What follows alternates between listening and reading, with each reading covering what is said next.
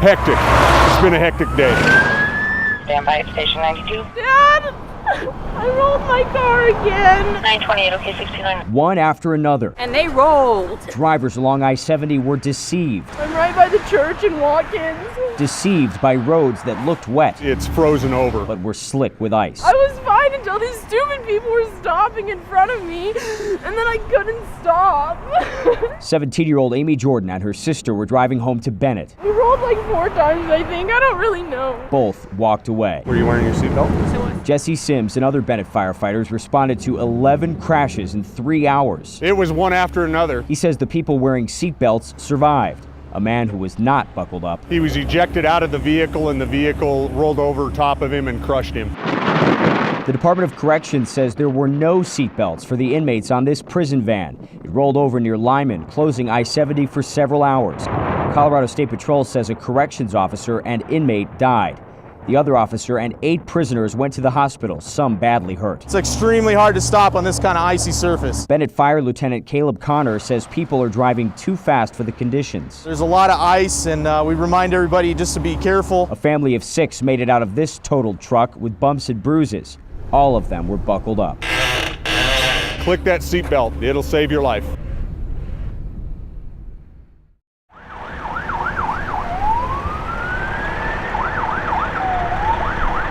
We don't really have stuff like that happen here. It takes a strange incident to bring together a group of complete strangers. It was just like in a segment on cops, you know, they just swarmed. Take, for instance, what happened Tuesday. What a deal. I tell you what, it was crazy. Mike Felton just finished getting his car washed. Oh, it was intense. No, I had never seen anything like that. At the same time, Bessie Purett was heading home. He got like 2 inches. He got like this far from hitting my bumper. And Amy Calais just happened to be hanging around. It's pretty scary. When something unusual happened. I was just sitting here getting ready to turn right, and all of a sudden you see a spin out and a guy backing into somebody. That he was gonna hit me. And I'm 7 months pregnant, so that wouldn't have been a good thing. The sheriff stopped him by literally teamboating the truck. They jumped out at gunpoint, and the guy still wouldn't get out, so they knocked his window in. He looked pretty familiar because I grew up here, so let's hope I don't know him. Loveland police say it was a high-speed chase spanning mile after mile. Yeah, it definitely was. Until it ended here. They threw him on the ground on that side. When it did end, police decided to send the suspect away for medical attention. I was like, oh my gosh, this is not real. This stuff like that just doesn't happen. Not only did the man allegedly steal a vehicle, but he stole time away from this group of complete strangers. Everybody knew about it, and everybody got here about the same time. Who for one day, They let the dog in. 1 hour, It was flying. seemed more like acquaintances than strangers. This is one of the few I've seen here. As they shared a story about this strange day. It was pretty intense. With photojournalist They finally got him to stop as they pulled him out. in Loveland, I hope that everybody was okay. this is Kevin Torres, 9 News.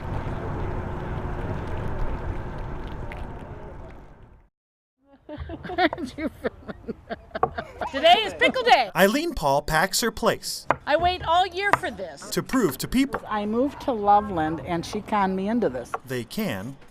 And I have helped a lot of families learn how to can. And it's just a great way of helping stretch your food budget. This is my first year at this. Teaching friends how to turn cucumbers into pickles for picky people. Cutting to everybody's specification. They all have a job, from pickle packers Just make sure you jiggle them so that everything's all done. to brine brewers It's a little hotter out. to can cookers. And it does sound like a nursery rhyme. Or a tongue twister. Peter packed a pickled peppers. It is hard, but it's rewarding. Oh, Peter packed a pack of pickled peppers. That's tough. And basically you just end up with a really good pickle. They say they're really good because I don't eat them. What? Cal Schaefer is helping can all these pickles, Easy, 200. and he doesn't even like them. I have actually never tried one. I'm just not a pickle fan. He says he comes to Paul's pickle party for the fun. They don't get pickled. No, not all the time. So when it's all said and done, they will have 400 jars of pickles. Christmas time, we give them away as presents. And Paul gets the pleasure of knowing she can spread the love of canning. And they are shown how to cook, but they're not shown how to can. And it is a lost art. In Westminster, Nelson Garcia, Thanks for coming to Pickle Day. 9 News. We're curling your hair for your big night tonight. Today is prom. Hallie Burns, Amy Brock, and Rachel Nicholas You are going to be gorgeous. spend every day being special. Mommy, you were silly. They wanted one day to feel like everyone else. Because she deserves this just like any other senior going to prom. I'm doing my hair and my nails. Today it's all about just being your typical high school teenage girl getting ready for prom. Teacher Sharon McManus It's gonna be curly, huh? arranged for them to get makeovers from Tangles & Company It's nice. for free. Sharon said a lot of the girls had never had their hair done or their nails done, so we figured, well, we may as well take care of them. All girls need to be pampered. It's no big deal. We all take care of people. Helping them get ready To see the expression on the girls' faces, it's priceless. for the Chatfield High School prom and their dates. His name is Jamie. What's his last name? I forgot his last name. Amy is helping her friend Hallie, who had 2 dates. They called me and they asked me both if they want to go to prom with me, and I said yes. She didn't want to hurt either one's feelings, so she said yes to both of them. Do you like your nails, Rachel? Yeah. Are you having a great day? Yes. They'll be so gorgeous they won't be able to talk. And as they put on their dresses, something happens. I think the boys are going to be speechless for the first time in their lives. You don't even have to ask. You can tell. Every girl has to go to prom. You know, you only have a couple chances in your lifetime to do it. On a day when they wanted to feel like everyone else, They're glowing. they feel special. I love you. On the Education Beat, Nelson Garcia, 9 News. You have fun tonight, okay? We are having a street painting festival. Take a look around. How'd you come up with Bella? Every corner. Come on over here, young lady. I like somebody entrepreneurial. And whatever you do, Oh, but you gotta use the magnifying glass to see it better. make sure you look closely. Can you see it? Because if you blink, Spence is killing me. you might miss It's the world's smallest flower right there. the tiniest detail. I used a cat whisker. A cat whisker? Well, how else are you going to make something small? Details are important after all. Wow, that does look great. They can make or break a piece. You see lots of different techniques. High contrast works best. A good balance between not too smoothed in and not too fuzzy. It has to be kind of a little of both. You're going to get more zing to it. Zing is the thing every chalk artist strives for. Hi, ladies. How you doing? They each take their own spin on it. These are key, though. Spinning is one thing. Spritzing is another. Water is our friend. You wouldn't think so, but it is. Aside from the chalk, water is the only other key ingredient to make a perfect piece. Just enough so you can darken a little bit and it dries really quick. Then there's that familiar sound. You know, the ch-ch-ch. And then like a smoother sound, good ch-ch-ch, and then whoosh, whoosh, whoosh. Yeah, that one. You can pretty much hear it everywhere. It's pretty cool. That sound means something amazing is being created. I love, love, love doing animals. It's one of my favorite things to draw. My dad was a feline specialist and veterinarian, so this really strikes home. And a creation isn't complete without a compliment. Makes it all worth it. All the back pain and everything, the sunburn is all worth it if you say you like it. So many people with so many different backgrounds. There are some very good artists here. All brought together in one location. It's just one piece at a time. Trying to reach the same goal. It is to raise cultural awareness and of the arts and everything in this city. And to have a little fun in between. I'll hold your beer. There you go. They fall for it every time. With photojournalist. There it is! Yay! This is Kevin Torres, 9 News.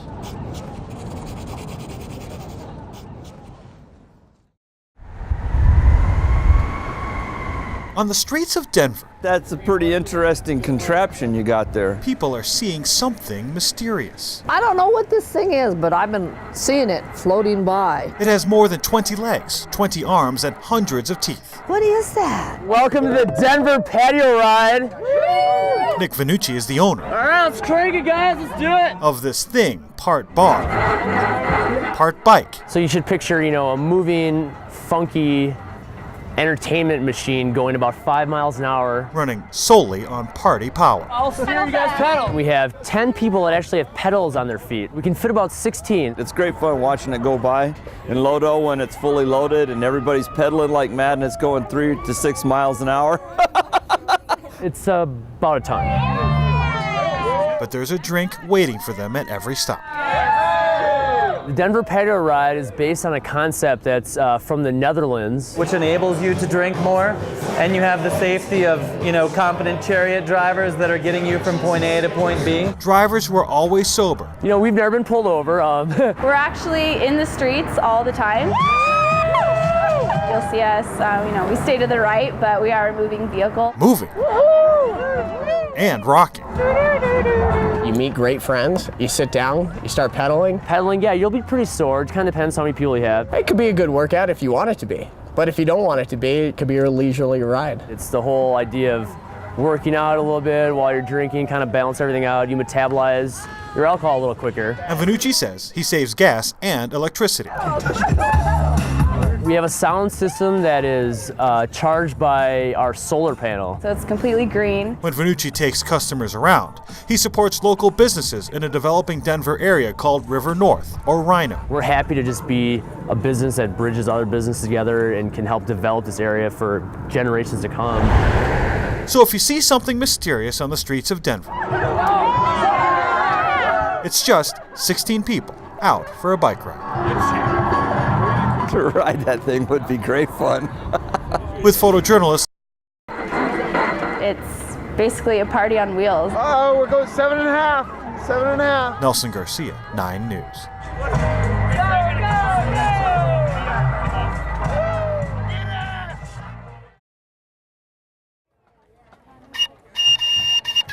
They're still learning. He wants to get it back on track. They played a lot of venues. I've seen them before. We're small, but we're mighty. There's about 9 of us. There's the bomb. Oh! The band's such a big part of the football games. When years past coming to homecoming games, there's no band. We are the alumni band getting ready to play for the homecoming game today. Getting these guys to understand it, just missed a post route there. Let's go, guys! The music adds a lot to people's moods. Let's go, Vikings! Let's go! Defense! Defense! Defense! Get that ball back! Let's go! Anchors Away, which is the North High fight song. And right in the middle, we go N-O-R-T-H. We need a touchdown!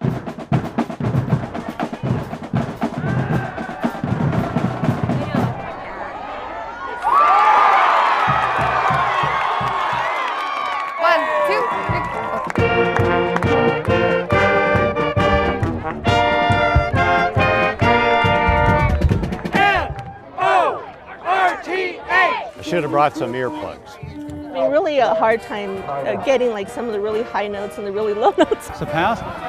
Oh! He has this school in his heart. They're playing football now.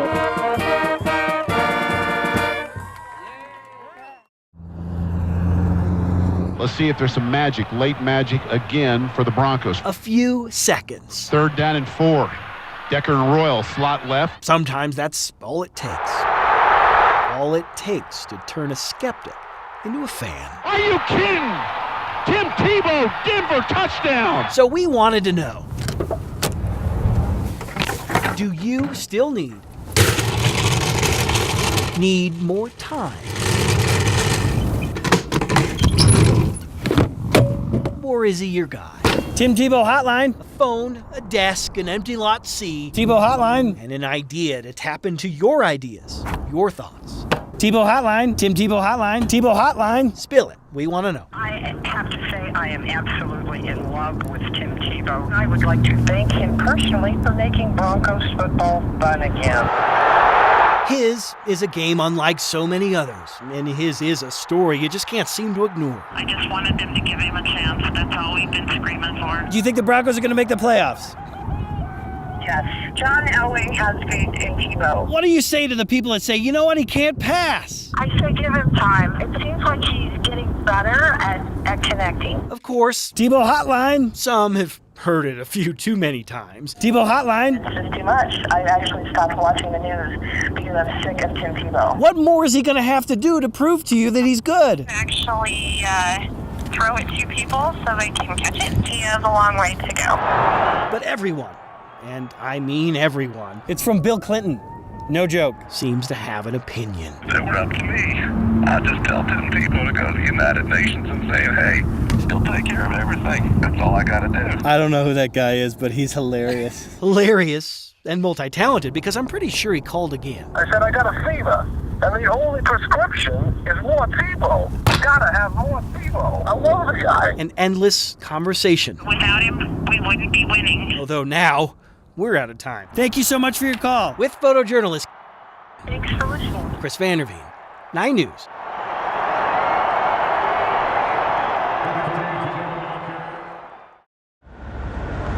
We've got a method here. 10 o'clock on a Sunday night, I can't lift it, it's too heavy. when most of us are at home. Oh, there's some more. You'll find Felicity Schustrom and Kara Niehoff And it's kind of smelly. in one of these. All the clothes that we're both wearing came out of Closets full of brand new clothing, probably 30 or 40 pairs of shoes. kitchen appliances, computers, most of their furniture, This beautiful table and chair set, we Googled it. It's worth $600. bicycles, baseball helmets, even a snowblower. We found it in a dumpster. They also found this deep freezer Just loaves and loaves of bread.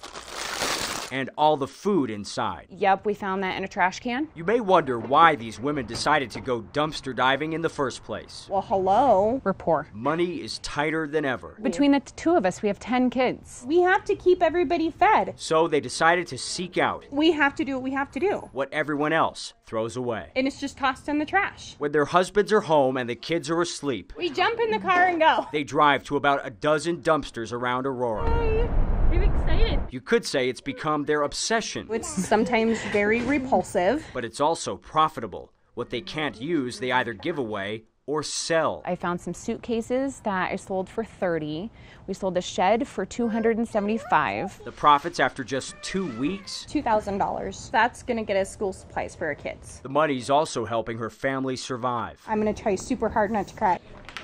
Niehoff's 11-year-old son, Austin, has Goldenhar syndrome. He was born mostly deaf and his face deformed. It's not fair that he has to go through the stuff he does. Massive medical bills left the family more than $100,000 in debt. It is not easy. Which is part of the reason why she's here. On the night we tagged along, they noticed some of their own stuff. We donated this. Items they just dropped off at a thrift store. Here's a whole bag of clothes. Unopened and thrown away. And that's the part that really bothers me. We watched for 20 minutes I knew I should have grabbed it. as they unloaded the dumpster Come on, lady. and loaded up their Suburban And there we go. before moving on to the next stop. Yes. We followed them to a dumpster behind a bakery. Kind of repulsive how much food is in here. A lot of it not even expired yet. Here's some more But their freezer is full, of what could feed us for the next few months. so they leave most of it behind. It's disgusting. I mean, there's people right down the street that are begging for food. Schustrom knows what it's like to be hungry. My second daughter, she was born when we lived in a homeless shelter. She also knows what they're doing is legal in Colorado. Just ask the police officer patrolling this parking lot. There's a lot of people that dumpster dive. So why have they decided to tell everyone else their secret? And I feel so guilty leaving stuff here. Because they say there's way too much perfectly good stuff ending up in dumpsters. Just because you may think it's trash, somebody else could possibly use it. There are so many people that need stuff. People are wasteful, and why not save the things that are wasted?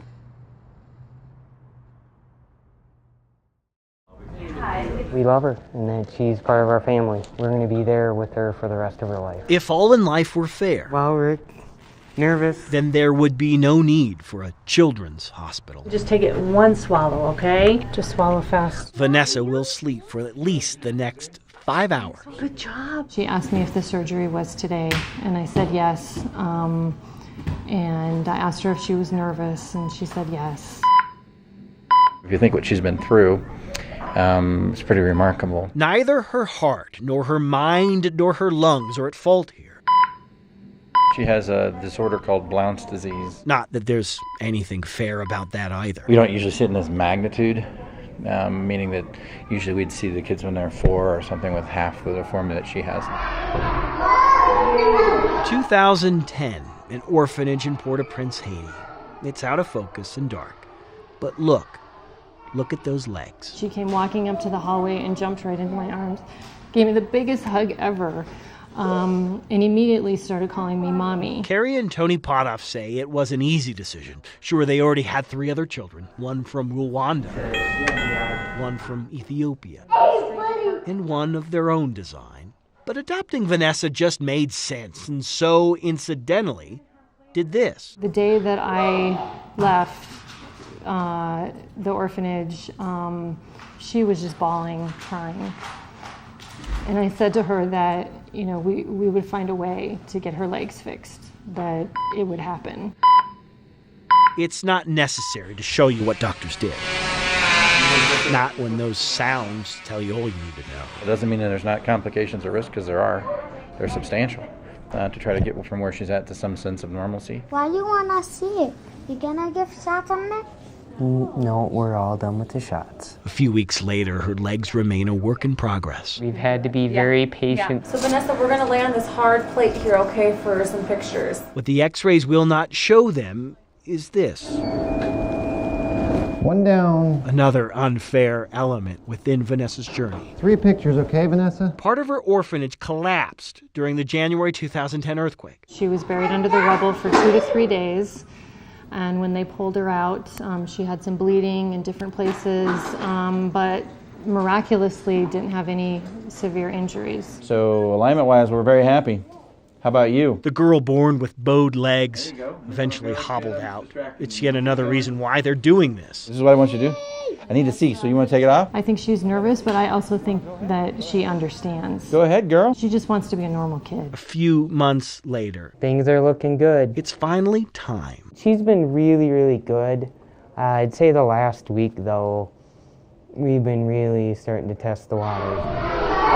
Time to fulfill a promise once made to a blur of a girl inside an orphanage in Port-au-Prince. Are you excited? A promise How does that feel? that revolves around You ready? one idea. You're wasting walking time. The idea that life can also be fair even under the most unfair of circumstances. How does that feel? Because for the first time in her life, a 9-year-old looked down and saw what a 9-year-old should see. And you just push it forward. When we met Vanessa, it just felt right.